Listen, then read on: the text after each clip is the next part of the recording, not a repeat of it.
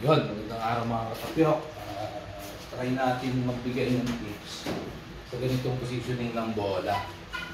Kasi yung preparasyon mo dapat sa 8, at least nandito lang sa area na to yung bola mo.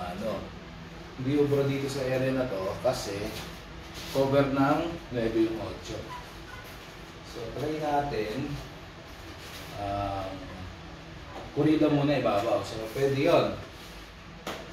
Dito ang bola mo. Problema, pag namali yung pagtira mo ng kurida, baka sa 8 tumama. Sige, try natin. Ibabaw. Palo ito.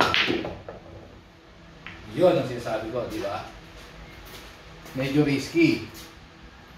Magkakapreparasyon ka, kaso baka wala kang preparasyon pagdating sa 8. Ngayon, para maiwasan natin yon,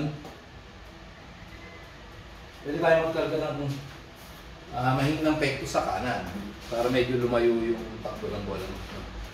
So, itong susunod natin, kanan naman. Follow through lang na yung kurida. Kanan yung pektos natin. Ibabaw.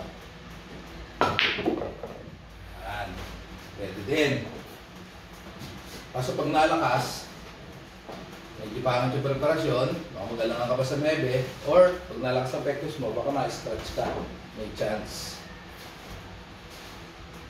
Ito, meron kang isa. Sa akin, sa tingin ko, mas okay ko.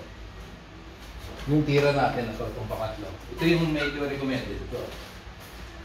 Bali, magpipektos tayo ng kaliwa, ilalim. Para pag banda, may hatak siya. Dito lalagay yung bola mo. Hindi siya tatama sa 8. So, ilalim, kaliwa. Yan. Ayan. So, okay sa akin to, yung preparasyon na to. Pero meron pa rin isa na pwede natin gawin.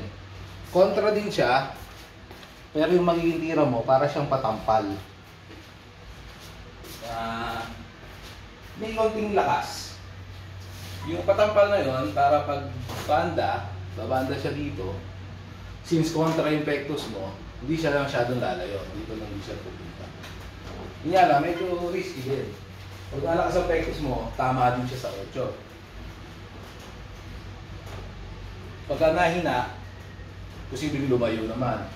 Dapat tama yung pektos mo at tama din yung stroke mo. Yung patampal na tira.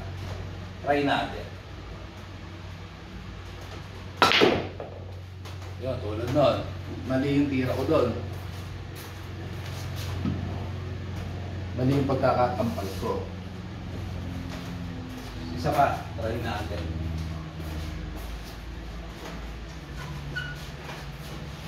Kailangan kasi at least dito lang bumanda. Para dito lang yung bola. Sa kaliwa, ibabaw. Na medyo patampal ang tira. Yan, dapat ganyan. Yan, ganyan yan. Ganyan yung magiging tira natin doon. Kulang pa ako sa lakas ng tira, pero pwede na rin yan. Yun, depende na lang sa inyo. Kaya na yung balang mamili kung ano ang komportable sa inyong tira para dun sa ganitong sitwasyon ng bola. Sige, try natin palang try natin ubusin. Gamit yung ito yung tira natin. Okay din naman. Inalat yan nyo, medyo magiging risky yung preparasyon.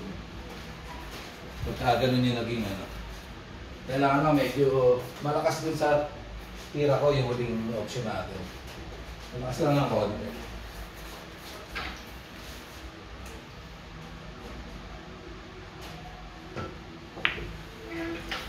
Yan. Hanggang sa muli mga katapyok. Maraming salamat.